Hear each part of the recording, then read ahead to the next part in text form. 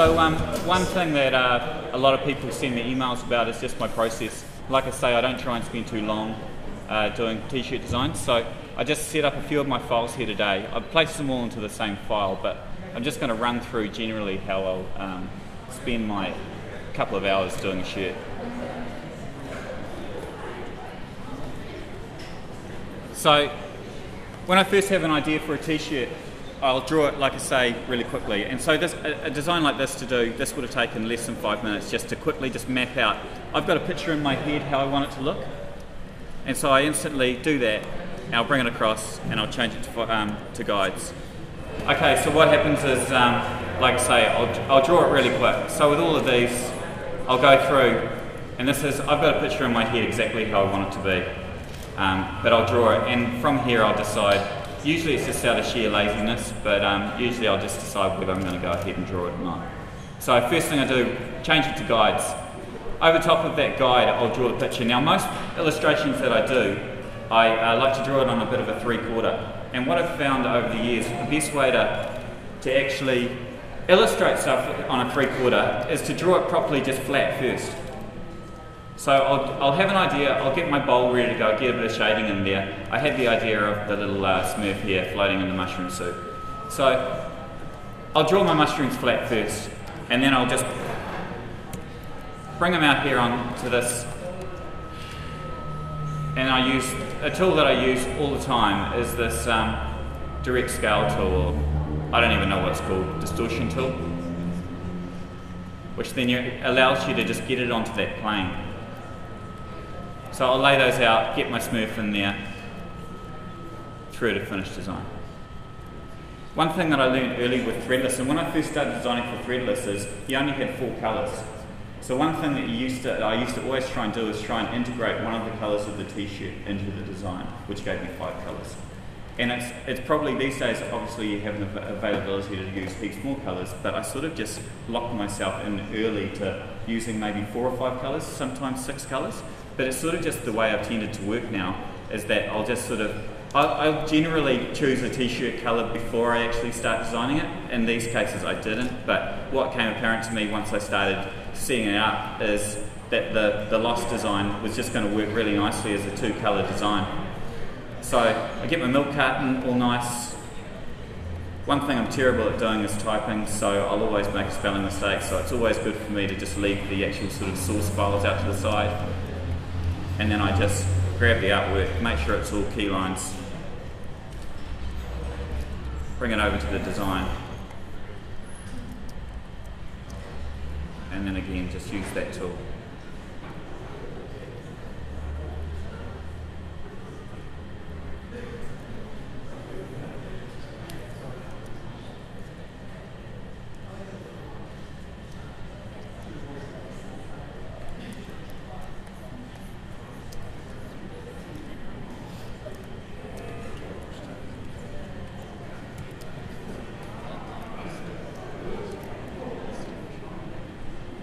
If anyone's got any questions while I do this as well, feel free to ask.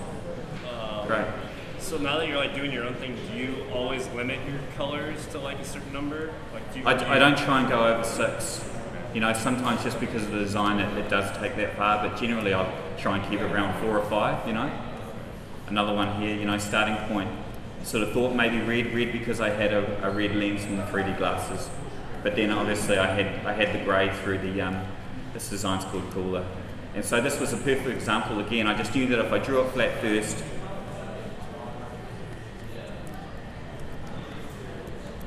I had an idea in my head how I wanted to look. Obviously I'd drawn the scamp. You just lay it out first and then again just use that tool.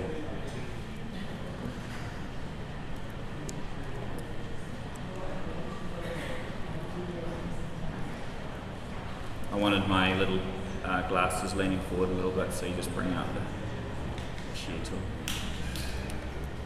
And then, you know, once you've got that base set up, that just gives you the option then to just sort of like pull out another layer and behind. Same with the glasses.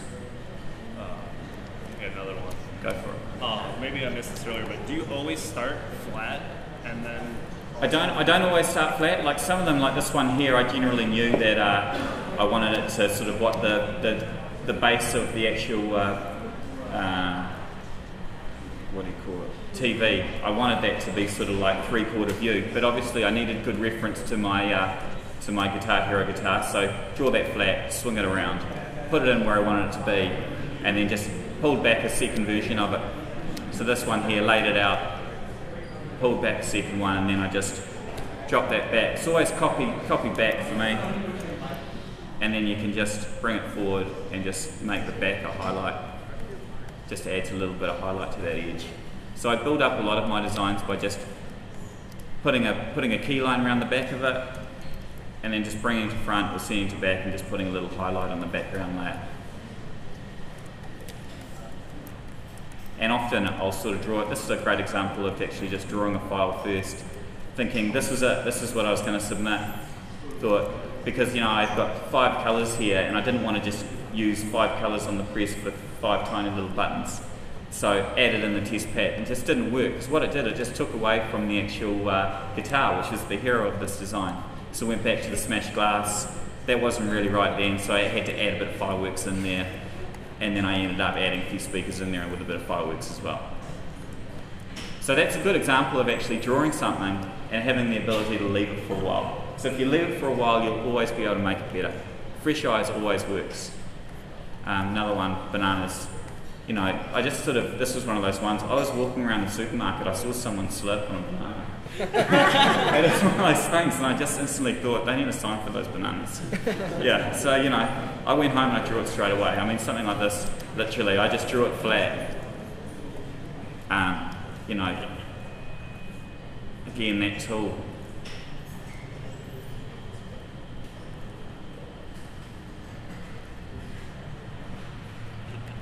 Lay it out, pull the second one back.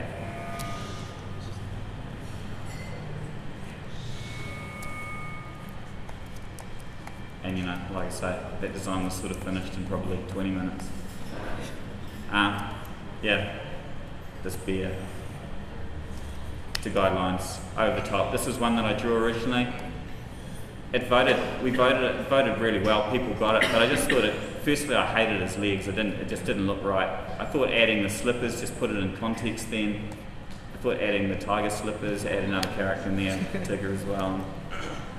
It's a really popular one. So yeah, that's basically how I do it. So any questions?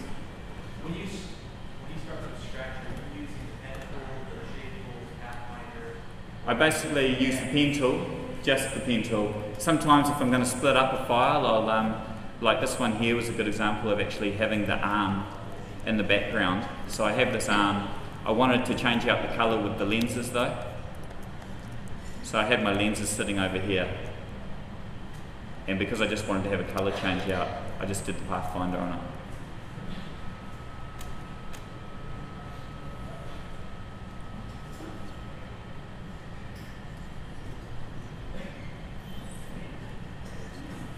And just change the colour. Again, just using that was using t-shirt colour, but what it does create is that really nice effect of having the having it feel like you're seeing that white through the lens. Yeah. So pen tool, to answer your question, it's basically for me it's just pen tool, that morph tool, and Pathfinder every now and then. I try and limit it to that. Yeah.